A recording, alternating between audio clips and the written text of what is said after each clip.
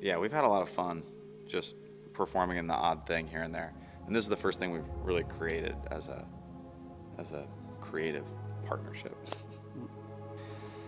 But I like this idea that you're watching something and it kind of gets hijacked by the natural world somehow. And kind of ties in with like a philosophical idea, I guess, that we're so myopic about our lives, and that we think we're, what's going on in front of us, our jobs and our love lives and all of the drama around us is so important. And meanwhile, we're on this giant mud ball hurtling through space. My interest that kind of merged the two main ideas that we put together was that I'm really interested in stories where human beings are killed by wild animals in urban settings. It's just so absurd that that could happen, I guess, because it's in this, concrete city that we've built up. We've made sure that we're far away from animals that can hurt us.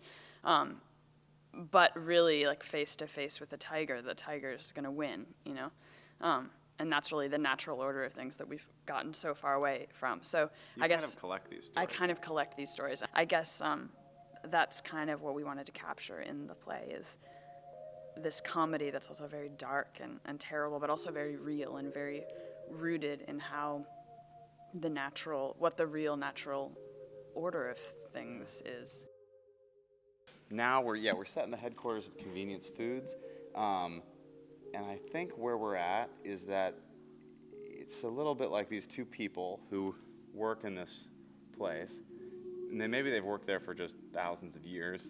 It's like all of human existence configured in an office. Slowly, the office gets absorbed by the earth. Our designer, Jessica Grindstaff, who's our set designer, was like, well, because we had this whole idea that maybe it should take place in a kind of dark wood Victorian cabinet, and everything would be like these old magic tricks. She was like, well, and we were rehearsing up at Girard College, which is in this old mechanical school, this falling down industrial building from the 50s. She said, why don't you just do it in here? This place looks like Chernobyl.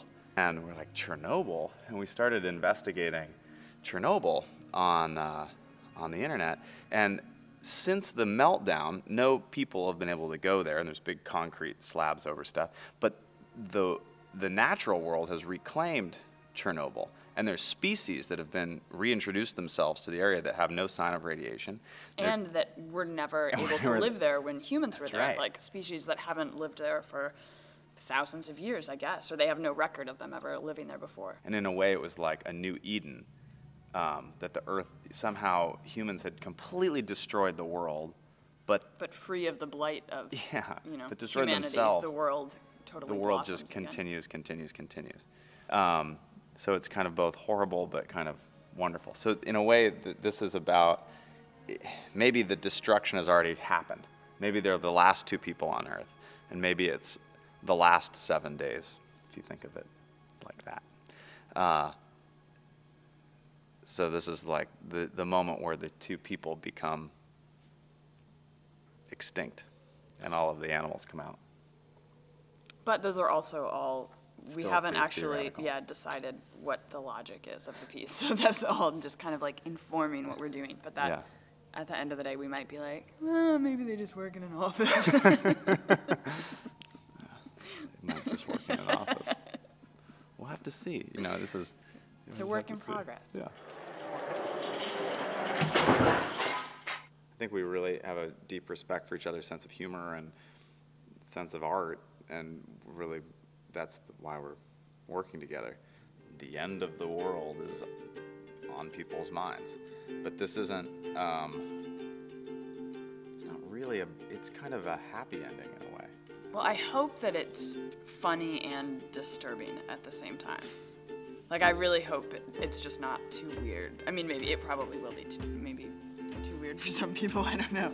But I hope that it's like, I hope it's really funny, but also dark and thoughtful and poetic.